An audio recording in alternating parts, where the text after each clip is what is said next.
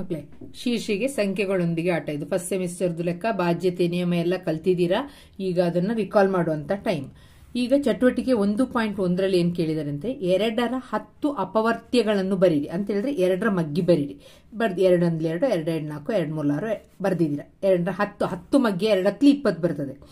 ಆ ನಂತರ ಈ ಅಪವರ್ತ್ಯಗಳ ಬಿಡಿ ಸ್ಥಾನದಲ್ಲಿರುವ ಅಂಕಿಗಳನ್ನು ಗಮನಿಸಿ. ಬಿಡಿ ಸ್ಥಾನದಲ್ಲಿ ನೋಡಿ 2 4 6 8 0.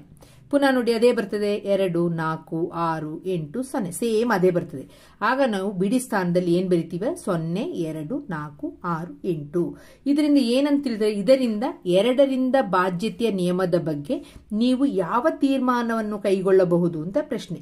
ಈಗ 2ರಿಂದ ಏನಂತ ಬರಿಬಹುದು? ಎಲ್ಲ ಬಿಡಿ ಸ್ಥಾನದಲ್ಲಿ ಏನಿದೆ? 0 2 4 6 8 ಇದು ಮಾತ್ರ ಇದೆ ಅಲ್ವಾ? ಈಗ ಇದಿಷ್ಟಿದ್ರೆ ಅದು 2ರಿಂದ ಭಾಗ ಆಗ್ತದೆ ಅಂತ ತೀರ್ಮಾನಕ್ಕೆ ಬರ್ತೀರ ನೀವು. ನೆಕ್ಸ್ಟ್ ಪ್ರಶ್ನೆ, ಅದರಲ್ಲಿ ಇದೇ ರೀತಿ 5 ಮತ್ತು 10ರ 6 ಅಪವರ್ತ್ಯಗಳನ್ನು ಬರೀರಿ. ಅಂದ್ರೆ 5ನೇ ಮಗ್ಗಿ 5 6ಲಿ ಗಂಟ ಬರಿಬೇಕು, 10ನೇ ಮಗ್ಗಿ 10 6ಲಿ ಗಂಟ ಬರಿಬೇಕು. ನೋಡಿ 5 1 5 5 2 10 5 3 5 6 30. ನಾನು 6 ಅಪವರ್ತ್ಯಗಳನ್ನ ಬರ್ದಿ. ಅಪವರ್ತ್ಯಗಳು ಅಂತ ಹೇಳಿದ್ರೆ ಮಗ್ಗಿ ಬರೆಯೋದು ಅಂತ ನಾನು ಈ ಮೊದಲೇ ವಿಡಿಯೋದಲ್ಲಿ ಮಾಡಿ ತಿಳಿಸಿದ್ದೀನಿ. ಗೊತ್ತಿಲ್ಲದಿದ್ರೆ ಅಪವರ್ತನ ಮತ್ತು ಅಪವರ್ತ್ಯಕ್ಕಿರುವ ವ್ಯತ್ಯಾಸ ಅಂತ ಹೇಳ್ಬಿಟ್ಟು ಒಂದು ಮಾಡಿದೀನಿ ವಿಡಿಯೋ, ನೋಡಿ ಮಕ್ಕಳೇ. ಈಗ ಬಿಡಿ ಸ್ಥಾನದಲ್ಲಿ ಏನಿದೆ ನೋಡಿ, ಇಲ್ಲಿ ಬಿಡಿ ಸ್ಥಾನದಲ್ಲಿ ಒಂದೇ ಇರೋದು 5 ಇದೆ, ಇಲ್ಲಿ ಬಿಡಿ ಸ್ಥಾನದಲ್ಲಿ 0 ಇದೆ. ಇಲ್ಲಿ ನೋಡಿ ಇಲ್ಲಿ 2 ಅಂಕಿ ಇದೆ, ಬಿಡಿ ಸ್ಥಾನದಲ್ಲಿ 5 ಇದೆ, ಇಲ್ಲಿ 0 ಇಲ್ಲಿ 5 ಇಲ್ಲಿ 0. ನೋಡಿದ ತಕ್ಷಣ ನಿಮಗೆ ಗೊತ್ತಾಯ್ತು ಬಿಡಿ ಸ್ಥಾನದಲ್ಲಿ ಯಾವ್ದು 2 ಅಂಕಿ ಇದೆ, 2 ಇರೋದು. ಅದು ಒಂದು 0 ಮತ್ತೆ ಒಂದು 5. 0 ಮತ್ತೆ 5 ಇದ್ರೆ ಅದು ಯಾವುದರಿಂದ ಭಾಗ ಆಗ್ತದೆ? 5ರಿಂದ ಭಾಗ ಆಗ್ತದೆ. ನೆಕ್ಸ್ಟ್ ನಾವು 10ರದ್ದು ಮಾಡ್ಕೊಳ್ಳೋಣ. 10ರದ್ದು ಸಹ 6ನೇ ಮಗ್ಗಿ ತನಕ ಬರಬೇಕು. 10 6 60. ನೋಡಿ ಎಲ್ಲಾದ್ರೂ ಬೇರೆ ಅಂಕಿ ಇದೆಯಾ? ಇಲ್ಲ, ಎಲ್ಲ ಕಡೆನೂ ಏನಿದೆ? 0 0 0 ಅಂತಿದೆ. ಆಗ ಏನ್ ತೀರ್ಮಾನ ತಗೊಳ್ತೀರಾ? ಬಿಡಿ ಸ್ಥಾನದಲ್ಲಿ 0 ಇದ್ರೆ 10ರಿಂದ ಭಾಗವಾಗ್ತದೆ ಅಂತ ಅರ್ಥ. ಅರ್ಥ ಆಯ್ತಲ್ಲ ಮಕ್ಕಳೇ? ನೆಕ್ಸ್ಟ್ 2ನೇ ಚಟುವಟಿಕೆ, ಆಲೋಚಿಸಿ ಅಂತ ಕೊಟ್ಟಿದ್ದಾರೆ. 10ರ 5 ಅಪವರ್ತ್ಯಗಳನ್ನ ಬರಿಬೇಕಂತೆ. ಈ ಅಪವರ್ತ್ಯಗಳು 2ರ ಮತ್ತು 5ರಿಂದ ಬಾಧ್ಯತೆಯ ನಿಯಮಗಳನ್ನು ಪಾಲಿಸುತ್ತದೆಯೇ? ನೋಡಿ ಮಕ್ಕಳೇ, ಇದು 2ರಿಂದ ಭಾಗ ಆಗ್ತದೆ. ಬಾಧ್ಯತೆ ನಿಯಮ ಗೊತ್ತಿದೆ. 2 ಮತ್ತೆ 5ರ ಬಾಧ್ಯತೆ ನಿಯಮ ಏನು? ಬಿಡಿ ಸ್ಥಾನದಲ್ಲಿ ಏನಿರಬೇಕು? 2ರ ಬಾಧ್ಯತೆ ನಿಯಮದ ಪ್ರಕಾರ ಬಿಡಿ ಸ್ಥಾನದಲ್ಲಿ ಯಾವ್ದಿರ್ಬೇಕು? 0 2 4 6 8 ಅಲ್ವಾ? ಅದಿರ್ಬೇಕು. ಇಲ್ಲಿ 0 ಇದೆ ತಾನೆ, ಆದ್ದರಿಂದ 2ರಿಂದ ಇದು ಭಾಗ ಆಗ್ತದೆ. 5ರ ಬಾಧ್ಯತೆ ನಿಯಮ ಏನು? ಬಿಡಿ ಸ್ಥಾನದಲ್ಲಿ ಯಾವ್ದಿರ್ಬೇಕು? 0 ತಪ್ಪಿದ್ರೆ 5 ಇರ್ತದೆ. ಆಗ ನಾವು ಇದು ಸಹ ಏನಾಗ್ತದೆ? ಇದು 5ರಿಂದ ಸಹ ಭಾಗ ಆಗ್ತದೆ. ಅದು ಬಿಡಿ ಸ್ಥಾನದಲ್ಲಿ 0 ಇದ್ರೆ ಏನ್ ತೀರ್ಮಾನ ಬರೀತೀರಾ? ಬಿಡಿ ಸ್ಥಾನದಲ್ಲಿ 0 ಇದ್ದರೆ ಅದು 2 5 ಮತ್ತೆ 10ರಿಂದ ಭಾಗವಾಗ್ತದೆ ಅಂತ. ಈಸಿ ಇದೆಯಲ್ವಾ ಮಕ್ಕಳೇ? ನೋಡಿ 3ರ ಮತ್ತು 9ರ ಅಪವರ್ತ್ಯಗಳನ್ನು ಬರೆಯಿರಿ ಅಂತ ಒಂದ್ ಮಾಡ್ಕೊಟ್ಟಿದ್ದಾರೆ. 3 × 382. ನಿಮ್ ಬಾಯಿಗೆ ಯಾವ್ದು ಬರ್ತದೋ ಮಕ್ಕಳೇ ಆ ನಂಬರ್ನ ಬರೆದು 3ರಿಂದ ಗುಣಿಸಿ 3ರ ಅಪವರ್ತ್ಯ. ಆಗ ಇಲ್ಲಿ ಕೊಟ್ಟಿರೋದು 1312. ಏನ್ ಮಾಡ್ಬೇಕು ನಾವು? ಒಂದೊಂದು ಅಂಕಿಗಳನ್ನು ಬಿಡಿಸಿ 1 3 1 2 ಕೂಡಿಸಿ 1 + 3 + 1 + 2 ಕೂಡಿಸಿದಾಗ ಎಷ್ಟು ಬರ್ತದೆ? 12 ಬರ್ತದೆ. ಈಗ 3ನೇ ಮಗ್ಗಿಲಿ ಹೋಗುತ್ತೆ ತಾನೆ, 3 4 12 ಅಂಕಿ 3ರಿಂದ ಭಾಗ ಆಗುತ್ತೆ. ಆದ್ದರಿಂದ ಇದು 3ರಿಂದ ಭಾಗ ಆಗುತ್ತೆ. 9ರಿಂದ ಭಾಗ ಆಗ್ತದ. 9ನೇ ಮಗ್ಗಿ ನೋಡಿ, ನಿಮಗೆ ಗೊತ್ತಿರಬೇಕು. 3ನೇ ಮಗ್ಗಿ ಇಂದ ಹೋಗ್ತದೋ ಮತ್ತೆ 9ನೇ ಮಗ್ಗಿಯಿಂದ ಅದು ಭಾಗವಾಗ್ತದೆ ಅಂತಿದ್ರೆ ಈ ರೀತಿ ಅಂಕಿಗಳು ಕೂಡಿಸಿದಾಗ ಬರ್ತದಲ್ಲ ಮೊತ್ತ, ಅದು 3ರಿಂದ ಮತ್ತೆ 9ರಿಂದ ಭಾಗ ಆಗಬೇಕು. ಈಗ ಇದು 9ನೇ ಮಗ್ಗಿಲು ಹೋಗಲ್ಲ, 12. ಆದ್ದರಿಂದ ಇಲ್ಲಿ ಬರಿಬೇಕಾದ್ರೆ ಇಲ್ಲ ಅಂತ ಬರಿತೀರ. ಈಗ ನೆಕ್ಸ್ಟ್ ನಾನೊಂದು ನಂಬರ್ ತಗೊಂಡಿದ್ದೀನಿ 43 ಅಂತ. ಗುಣಿಸಿದಾಗ ನನಗೆ 129 ಬಂತು. ಅದನ್ನ ಕೂಡಿಸ್ಕೊಳ್ಳಿ. 1 + 2 + 9 ಅಂತ ಕೂಡಿಸಿದಾಗ ಎಷ್ಟು ಬಂತು? 12 ಬಂತು. 3ನೇ ಮಗ್ಗಿಲು ಹೋಗುತ್ತೆ, 3 4 12. ಆಗ 3ರಿಂದ ಇದು ಭಾಗ ಆಗುತ್ತೆ. ಆದ್ರೆ 9ನೇ ಮಗ್ಗಿಲು ಹೋಗಲ್ಲ. 9 1 9 9 2 18 ಇಲ್ಲಿ 12 ಇರೋದು. ಆಗ ಇಲ್ಲ ಅಂತ ಬರೀರಿ. ಅದೇ ತರ 454 ತಗೊಂಡು ಗುಣಿಸ್ಬಿಟ್ಟು ಮಾಡಿದೀನಿ. ಅದು 3ರಿಂದ ಭಾಗ ಆಗುತ್ತೆ. ಇದು ಅಲ್ಲ. ಇದನ್ನ ನೀವೇ ಮಾಡಿ. ನಿಮಗೆ ಇಷ್ಟ ಬಂದ ನಂಬರ್, ಯಾವ ನಂಬರ್ ನಿಮಗೆ ಇಷ್ಟಿದೋ ಅದನ್ನ ಮಾಡಿಬಿಟ್ಟು ಈ ರೀತಿ ಕೂಡಿಸಿ ಅದು 3ನೇ ಮಗ್ಗಿಲ್ ಹೋಗುತ್ತಾ ಅಂತ ನೋಡಿ. 3ನೇ ಮಗ್ಗಿಲ್ ಹೋಗೋದಾದ್ರೆ ಇಲ್ಲಿ 3ರಿಂದ ಭಾಗವಾಗುವುದೇ ಅಂತ ಪ್ರಶ್ನೆಗೆ ಹೌದು ಅಂತ ಬರೀರಿ. 9ರಿಂದ ಭಾಗ ಆಗುವುದೇ 9ನೇ ಮಗ್ಗಿಲ್ ಹೇಳಿ ನೋಡಿ. ಬರದಿದ್ರೆ ಇಲ್ಲ ಅಂತ ಬರೀರಿ. ನೆಕ್ಸ್ಟ್ ನೋಡಿ ಇಲ್ಲಿ 9ರ ಅಪವರ್ತ್ಯನ. ಆದ್ರೆ 9ರಿಂದ ಭಾಗ ಆಗದೇ ಇಲ್ಲ ಮಕ್ಕಳೇ. ಯಾಕೆಂತ ಹೇಳಿದ್ರೆ 3ರ ಅಪವರ್ತ್ಯಗಳಲ್ವಾ ನೀವು ಬರ್ದಿರೋದು. ಕೂಡಿಸಿದಾಗ ನಮ್ಗೆ ಎಷ್ಟು ಬರಬೇಕು? 9ರಿಂದ ಭಾಗ ಆಗ್ಬೇಕು. ಇಲ್ಲಿ ನೋಡಿ 9ರದ್ದು 465 ನನಗೆ ಇಷ್ಟ ಬಂದ ನಂಬರ್ ತಗೊಂಡಿದ್ದೀನಿ. ಗುಣಿಸಿದಾಗ ನನಗೆ ಇಷ್ಟು ಬಂತು 4185. ಕೂಡಿಸ್ಕೊಂಡೆ ಅಂಕಿಗಳನ್ನ 4 + 1 + 8 + 5 ಎಷ್ಟು ಬಂತು? 18 ಬಂತು. ಇಲ್ಲಿ 18 3 6 18 3ರಿಂದನೂ ಭಾಗ ಆಗ್ತದೆ. 9 2 18 9ರಿಂದನೂ ಭಾಗ ಆಗ್ತದೆ. ಆಗ ನಾವು 2ರಿಂದನೂ ಭಾಗ ಆಗ್ತದೆ ಅಂತ. ಅದೇ ತರ ಇನ್ನೊಂದು ನಂಬರ್ನ ನಿಮ್ಮ ಇಷ್ಟದ ನಂಬರ್ ತಗೊಳ್ಳಿ. ನಾನು ಇಲ್ಲಿ 763 ತಗೊಂಡಿದ್ದೀನಿ, ಗುಣಿಸಿದ್ದೀನಿ. ನಿಮಗೆ 2 ಕಾಲಮ್ ಅನ್ನು ಬಿಟ್ಟಿದ್ದೀನಿ, ನೀವು ಅದನ್ನ ಮಾಡಿ. ಅಂಕಿಗಳನ್ನ ಕೂಡಿಸಿದಾಗ ಇಲ್ಲಿ 27 ಬಂತು. 27 3ರಿಂದನೂ ಭಾಗ ಆಗುತ್ತೆ ಮತ್ತು 9ರಿಂದನೂ ಭಾಗ ಆಗ್ತದೆ. ಇಲ್ಲಿ ಡಿಕ್ಲರೇಷನ್ ಕೊಟ್ಟಿದ್ದಾರೆ ಮಕ್ಕಳೇ. ಏನಂತ ಕೊಟ್ಟಿದ್ದಾರೆ? ಇದರಿಂದ ನೀವೇನ್ ತಿಳಿತೀರಾ ಅಂತ ಹೇಳಿದ್ರೆ 3ರ ಬಾಧ್ಯತೆ ಏನಾಗಬೇಕು? ದತ್ತ ಸಂಖ್ಯೆಯ ಎಲ್ಲಾ ಅಂಕಿಗಳ ಮೊತ್ತ, ದತ್ತ ಸಂಖ್ಯೆ ಅಂದ್ರೆ ಕೊಟ್ಟಿದಾರಲ್ಲ ಆ ಅಂಕಿಗಳ ಮೊತ್ತ 3ರಿಂದ ಭಾಗವಾದ್ರೆ ಅದು 3ರಿಂದ ಭಾಗ ಆಗುತ್ತೆ. ಅದೇ ತರ ದತ್ತ ಸಂಖ್ಯೆ ಕೊಟ್ಟಂತಹ ಸಂಖ್ಯೆಯ ಮೊತ್ತವು 9ರಿಂದ ಭಾಗ ಆದ್ರೆ ಅದು ಯಾವುದರಿಂದ ಭಾಗ ಆಗುತ್ತೆ? 9ರಿಂದ ಭಾಗ ಆಗ್ತದೆ ಅಂತ ಅರ್ಥ ಮಕ್ಕಳು. ನೆಕ್ಸ್ಟ್ ಪ್ರಶ್ನೆ ಕೊಟ್ಟಿದ್ದಾರೆ ನೋಡಿ. 423 ಮತ್ತೆ 523 ಕೊಟ್ಬಿಟ್ಟು ಯಾವುದು 3ರಿಂದ ಭಾಗ ಆಗುತ್ತೆ? ನಿಮಗೆ ಗೊತ್ತಿದೆ, ಈಗ ಇಲ್ಲಿ ಕಲ್ತಿದ್ದೀರಾ ಹೇಗ್ ಮಾಡ್ಬೇಕು ಅಂತ. ಮೇಲೆ 4 + 2 + 3 ಮಾಡಿದೀನಿ, 9 ಬಂತು. ಆಗ ಅದು 3ರಿಂದ ಭಾಗ ಆಗುತ್ತೆ. ನೆಕ್ಸ್ಟ್ ಇದು ಕೊಟ್ಟಿದ್ದಾರೆ, ಕೂಡಿಸಿದಾಗ 10 ಬಂತು. ಆಗ ಇದು 3ರಿಂದ ಭಾಗ ಆಗಲ್ಲ. ನೆಕ್ಸ್ಟ್ ಕೊಟ್ಟಿದ್ದಾರೆ ನೋಡಿ, ಇದು 9ರಿಂದ ಭಾಗ ಯಾವುದು? 4536 ಮತ್ತೆ 3561 9ರಿಂದ ಭಾಗವಾಗ್ತದೆ ಅಂತ. ಏನ್ ಮಾಡ್ಬೇಕು? ಅಂಕಿಗಳನ್ನ ನಾವು ಕೂಡಿಸ್ಬೇಕು. ಬರ್ಕೊಳ್ಳಿ, ಒಂದು ಪ್ಲಸ್ ಅಂತ ಮಾಡಿ. ಪ್ಲಸ್ ಮಾಡಿದಾಗ 4 + 5 + 3 + 6 18 ಬಂತು. 9 2 18 ಆಗ ಇದು ಭಾಗ ಆಗ್ತದೆ. ಇದನ್ನು ಕೂಡಿಸಿದಾಗ ನನಗೆ ಎಷ್ಟು ಬಂತು? 15 ಬಂತು. 9ನೇ ಮಗ್ಗಿಲ್ ಹೋಗಲ್ಲ, ಆದ್ದರಿಂದ ಇದು 9ರಲ್ಲಿ ಭಾಗ ಆಗೋದಿಲ್ಲ. ಅದೇ ತರ ಈಗ 6ರ ಅಪವರ್ತ್ಯಗಳನ್ನ ಬರ್ಕೋಬೇಕು ಮಕ್ಕಳೇ.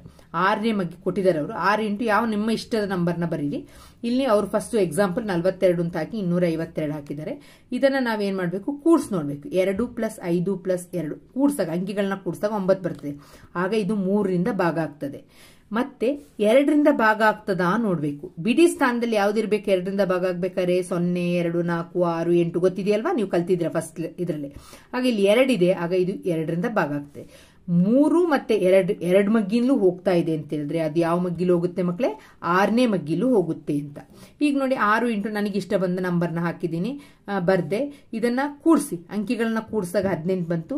3 6 18 ಆಗ ಇದು 3ರಿಂದ ಭಾಗ ಆಗುತ್ತೆ. ಬಿಡಿ ಸ್ಥಾನದಲ್ಲಿ ಎಷ್ಟು ಬಂದಿದೆ? ಇಲ್ಲಿ 8 ಬಂದಿದೆ. 8 ಹೌದಲ್ವಾ? ಬಿಡಿ ಸ್ಥಾನದಲ್ಲಿ 8 ಬಂದ್ರೆ ಅದು 2ರಿಂದ ಭಾಗ ಆಗ್ತದೆ. ಅದೇ ತರ ನಾನು ಇನ್ನೊಂದು 94 ತಗೊಂಡು ಮಾಡಿದ್ದೀನಿ. ನನಗೆ 564 ಬಂತು. ಬಿಡಿ ಸ್ಥಾನದಲ್ಲಿ ಏನ್ ಬಂದಿದೆ? ಬಿಡಿ ಸ್ಥಾನದಲ್ಲಿ ಸಮಸಂಖ್ಯೆ ಬಂದಿದೆ. ಆದ್ದರಿಂದ ಇದು ಯಾವುದರಿಂದ ಭಾಗ ಆಗ್ತದೆ? 2ರಿಂದ ಭಾಗ ಆಗ್ತದೆ. ಇದನ್ನ ಕೂಡಿಸಿ, ಅಂಕಿಗಳನ್ನ ಕೂಡಿಸಿದಾಗ ಎಷ್ಟು ಬಂತು? 15 ಬಂತು. ಆದ್ದರಿಂದ ಇದು 3ರಿಂದ ಸಹ ಭಾಗ ಆಗ್ತದೆ. 2 ಮತ್ತೆ 3ರಿಂದ ಭಾಗ ಆದ್ರೆ ಅದು ಎಷ್ಟರಿಂದ ಭಾಗ ಆಗ್ತದೆ? 6ರಿಂದ ಭಾಗ ಆಗ್ತದೆ. ಇಲ್ಲೊಂದು ಎಕ್ಸಾಂಪಲ್ ಕೊಟ್ಟಿದ್ದಾರೆ ಮಕ್ಕಳೇ. 6367 ಮತ್ತು 79344 ಯಾವುದು 6ರಿಂದ ಭಾಗವಾಗ್ತದೆ ಎಂದು ತಿಳಿಸಿ ಅಂತ. 6ರ ಬಾಧ್ಯತೆ. ಫಸ್ಟ್ ಬಾಧ್ಯತೆ ನಿಯಮದಲ್ಲಿ 2ರಿಂದ ಭಾಗ ಆಗ್ತದ ನೋಡ್ಬೇಕು ಮಕ್ಕಳೇ. ಬಿಡಿ ಸ್ಥಾನದಲ್ಲಿ ಎಷ್ಟಿದೆ ಹೇಳಿ? ಇಲ್ಲಿ 7 ಇದೆ ಅಲ್ವಾ? 7 ನಮಗೆ ಬರೋದಿಲ್ಲ. 2ರಿಂದ ಭಾಗ ಆಗ್ಬೇಕು ಅಂದ್ರೆ 0 2 4 6 8 ಇರಬೇಕು. 7 ಇಲ್ಲ. ಆಗ ಇದು 2ರಿಂದ ಭಾಗ ಆಗಲ್ಲ. ನೋಡಿದ ತಕ್ಷಣ ಇದು 2ರಿಂದ ಭಾಗ ಆಗಿಲ್ಲ ಅಂತ ಹೇಳಿದ್ರೆ ಇದು 6ರಿಂದನೂ ಭಾಗ ಆಗಲ್ಲ. ಕಂಡೀಷನ್ ಏನು? 2ರಿಂದನೂ ಭಾಗ ಆಗ್ಬೇಕು, 3ರಿಂದನೂ ಭಾಗ ಆಗ್ಬೇಕು. ಇನ್ನು ನೆಕ್ಸ್ಟ್ ಸ್ಟೆಪ್ಗೆ ಹೋಗೋದೇ ಬೇಡ. ಈ ನಂಬರ್ ನೋಡಿ. ಈ ನಂಬರ್ ನೋಡಿದ ತಕ್ಷಣ ಬಿಡಿ ಸ್ಥಾನದಲ್ಲಿ ಎಷ್ಟಿದೆ? 4 ಇದೆ. 4 ಅಂತ ಹೇಳೋದು ಸಮಸಂಖ್ಯೆ. ಸಮಸಂಖ್ಯೆ 2ರಿಂದ ಭಾಗ ಆಗ್ತದೆ ಇದು ಅಲ್ವಾ? ಆಗ ಇದನ್ನ ಏನ್ ಮಾಡೋಣ? ಅಂಕಿಗಳನ್ನ ಬರೆದ್ಬಿಟ್ಟು ಕೂಡ್ಸ್ ನೋಡೋಣ. 7 ಕೂಡಿಸಿದಾಗ ನಮ್ಗೆ ಎಷ್ಟು ಬಂತು? 27 ಬಂತು. 27 3ರಿಂದ ಭಾಗ ಆಗ್ತದಲ್ಲ? 3 9 27. ಆಗ ಈ ನಂಬರ್ ಯಾವುದು? ನಮಗೆ ಬಂದಂತಹ 79344 ಮಾತ್ರ 6ರಿಂದ ಭಾಗ ಆಗ್ತದೆ. ಇಲ್ಲಿ ನೆಕ್ಸ್ಟ್ ಕನ್ಕ್ಲೂಷನ್.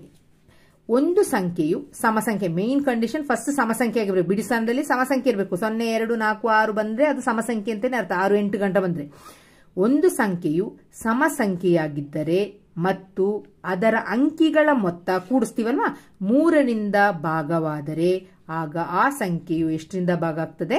6ರಿಂದ ಭಾಗ ಆಗ್ತದೆ. ನೆಕ್ಸ್ಟ್ 11ರ ಬಾಧ್ಯತೆ ನಿಯಮಕ್ಕೆ ಹೋಗೋಣ. ಈಗ 11ರ ಅಪವರ್ತ್ಯ 11 ಕೊಟ್ಟಿದ್ದಾರೆ. 11 ಇಂಟು 11 ಅಂತ ಅವರೊಂದು ಎಕ್ಸಾಂಪಲ್ ಮಾಡಿದ್ದಾರೆ. 121. ಏನ್ ಮಾಡ್ತೀವಿ ಅಂತ ಹೇಳಿದ್ರೆ ಈ ಬೆಸ ಸ್ಥಾನ, ಬೆಸ ಸಮ ಅಂದ್ರೆ ಈವನ್ ಸ್ಥಾನವನ್ನ ಬೆಸ ಸಮ ಅಂತ ತಗೊಂಡಾಗ ಇದು ಮೊದಲನೇ ಪ್ಲೇಸ್ ನಲ್ಲಿದೆ, ಇದು ಎರಡನೇ ಪ್ಲೇಸ್ ನಲ್ಲಿದೆ, ಇದು ಮೂರನೇ ಪ್ಲೇಸ್ ನಲ್ಲಿದೆ. 3 ಅಂತ ಹೇಳೋದು ಬೆಸ ಸಂಖ್ಯೆ, 1 ಅಂತ ಹೇಳೋದು ಬೆಸ ಸಂಖ್ಯೆ. ಬೆಸ ಸ್ಥಾನದಲ್ಲಿರುವ ಸಂಖ್ಯೆ ಅಂದ್ರೆ 1 ಬಿಟ್ಟು 1 ಅಂತ ಅರ್ಥ. 1 ಒಂದನ್ನು ಕೂಡಿಸಿ 1 + 1 ಎಷ್ಟಾಯ್ತು 2. ಈ 2 ಇಲ್ಲಿ ಬರೀರಿ. ಈ 2ರಿಂದ 2 ಕಳೆದಾಗ 0 ಬಂದಿದೆ. ಈಗ ಇರ್ಲಿ. ನೆಕ್ಸ್ಟ್ 11 × 629 ಮಾಡಿದ್ದಾರೆ. ಅವರು ಇದನ್ನ ಏನ್ ಮಾಡ್ಬೇಕು, ಬೆಸ ಸ್ಥಾನದಲ್ಲಿ 9 ಮತ್ತೆ 9, 1 ಬಿಟ್ಟು 1, 9 ಮತ್ತೆ 9 ಕೂಡಿಸಿದ್ದಾರೆ, ಇಲ್ಲಿ ಕೂಡಿಸಿದ್ದಾರೆ. ನೆಕ್ಸ್ಟ್ 6 + 1 ಇಲ್ಲಿ ಕೂಡಿಸಿದ್ದಾರೆ. 6 + 1 7 ಬಂತು, 9 9 18 ಬಂತು. ಮಕ್ಕಳೇ ನಮಗೆ 7ರಿಂದ 18 ಕಲಿಯಕ್ಕಾಗಲ್ಲ, ಇಲ್ಲಿ 18ರಿಂದ ವ್ಯತ್ಯಾಸ ನೋಡಬೇಕು ಅಷ್ಟೇ. 18ರಿಂದ 7 ಕಳೆದ್ರೆ ನಮ್ಗೆ ಎಷ್ಟು ಬರುತ್ತೆ 11. ಈಗ ಅದೇ ತರ 2 ಲೆಕ್ಕ ನಾನು ಮಾಡಿದ್ದೀನಿ ನೋಡಿ. 8 - 8 0 ಬರ್ತದೆ. ಇಲ್ಲಿ 18, 18ರಿಂದ 7 ಕಳೆದ್ರೆ 11. ಈಗ 11ರ ಬಾಧ್ಯತೆ ನಿಯಮ ಏನ್ ಹೇಳ್ತದೆ ಅಂತ ಹೇಳಿದ್ರೆ, ಈ ಮೈನಸ್ ಮಾಡಿದೀವಲ್ವಾ, ಸ್ಥಾನದಲ್ಲಿರುವ ಸಂಖ್ಯೆ ಬೆಸ ಸ್ಥಾನದಲ್ಲಿರುವ ಅಂಕಿಗಳ ಮೊತ್ತ ಮತ್ತೆ ಸಮಸ್ಥಾನದಲ್ಲಿರುವ ಅಂಕಿಗಳ ಮೊತ್ತವನ್ನ ಮೈನಸ್ ಮಾಡಿದಾಗ 0 ಅಥವಾ 11 ಬಂದ್ರೆ, 11ರ ಅಪವರ್ತ್ಯವಾಗಿದ್ರೆ ಅದು 11ರಿಂದ ಭಾಗ ಆಗ್ತದೆ ಅಂತ ಅರ್ಥ. ಅರ್ಥ ಆಯ್ತಲ್ಲ ಮಕ್ಕಳೇ? ನೋಡಿ, ಇದಿಷ್ಟು 11ರಿಂದ ಭಾಗ ಆಗ್ತದೆ, ಎಲ್ಲವೂ 11ರಿಂದ ಭಾಗ ಆಗ್ತದೆ. ನೋಡಿ, ನಾನು ಇದನ್ನ ಆರೋ ಮಾರ್ಕ್ ಹಾಕಿ ತೋರಿಸ್ತೀನಿ. ಅಂದ್ರೆ 1 ಬಿಟ್ಟು 1 ಕೂಡಿಸ್ಕೊಳ್ಳೋದು, 1 + 1. ನೆಕ್ಸ್ಟ್ ಇಲ್ಲಿ 2 ಉಳಿತು, ಇಲ್ಲಿ 2 ಹಾಕ್ಬರಿಯೋದು. ಇಲ್ಲಿ 9 ಮತ್ತೆ 9 ಕೂಡಿಸ್ಕೊಳ್ಳೋದು, ಇಲ್ಲಿ ಕೂಡಿಸಿದ್ದಾರೆ. ಇಲ್ಲಿ ನೆಕ್ಸ್ಟ್ ಉಳಿದೇನು 6 ಮತ್ತೆ 1 ಇಲ್ಲಿ ಕೂಡಿಸಿದ್ದಾರೆ. ಕಳೆದಾಗ ನಮಗೆ 11 ಬರುತ್ತೆ. 11 ಬಂದಾಗ 11ನೇ ಮಗ್ಗಿಲಿ ಹೋಗುತ್ತೆ ತಾನೆ. 11 ರಲ್ಲಿ 11, 11 22 ಅಪವರ್ತ್ಯ ತಾನೆ. ಅದೇ ತರ ಇದನ್ನು ಮಾಡಿದೀನಿ. ಈ ರೀತಿ ಅಪವರ್ತ್ಯಗಳು ಬಂದ್ರೆ, 11ರ ಅಪವರ್ತ್ಯ ಅಥವಾ ವ್ಯತ್ಯಾಸ 0 ಬಂದ್ರೆ ಅದು 11ರಿಂದ ಭಾಗ ಆಗ್ತದೆ. ಒಂದು ಸಂಖ್ಯೆಯು 11ರಿಂದ ಭಾಗವಾಗುವುದಾದರೆ ಆ ಸಂಖ್ಯೆಯ ಬೆಸ ಸ್ಥಾನದಲ್ಲಿರುವ ಅಂಕಿಗಳ ಮೊತ್ತ ಮತ್ತು ಸಮಸ್ಥಾನದಲ್ಲಿರುವ ಅಂಕಿಗಳ ಮೊತ್ತ ಎರಡರ ವ್ಯತ್ಯಾಸವು 0 ಅಥವಾ 11ರ ಅಪವರ್ತ್ಯ ಆಗಿರುತ್ತದೆ. ಅರ್ಥ ಆಯ್ತಲ್ವಾ? ಅಪವರ್ತ್ಯ ಇದು ಕಲ್ತಿರ್ಬೇಕು ನೀವು. 11ರ ಅಪವರ್ತ್ಯ ಆದ್ರೆ ಇದು 11ರಿಂದ ಭಾಗ ಆಗ್ತದೆ. ನೆಕ್ಸ್ಟ್ 6182 ಮತ್ತೆ 8261 ಯಾವ ಸಂಖ್ಯೆಯು 11ರಿಂದ ಭಾಗವಾಗುತ್ತದೆ ಎಂಬುದನ್ನು ಬಾಧ್ಯತೆಯ ನಿಯಮ ಬಳಸಿ ಅನ್ವಯಿಸಿ ಕಂಡುಹಿಡಿಯಿರಿ ಅಂತ ಕೊಟ್ಟಿದ್ದಾರೆ. ನೋಡಿ ಮಕ್ಕಳೇ, ಇಲ್ಲಿ ನಾನು 6 1 8 2 ಹೀಗೆ ಮಾರ್ಕ್ ಮಾಡ್ಕೊಳ್ಳಿ. ನಿಮಗೆ 1 ಬಿಟ್ಟು 1 ಅಂದ್ರೆ ಬೆಸ ಸ್ಥಾನದಲ್ಲಿರುವಂತಹ ಸಂಖ್ಯೆಗಳು 1 ಮತ್ತೆ 2 ಕೂಡಿಸಿ, 1 ಮತ್ತೆ 2 ಮತ್ತೆ 6 ಮತ್ತೆ 8 ಕೂಡಿಸಿದಾಗ ನಮ್ಗೆ ಎಷ್ಟು ಬರ್ತದೆ?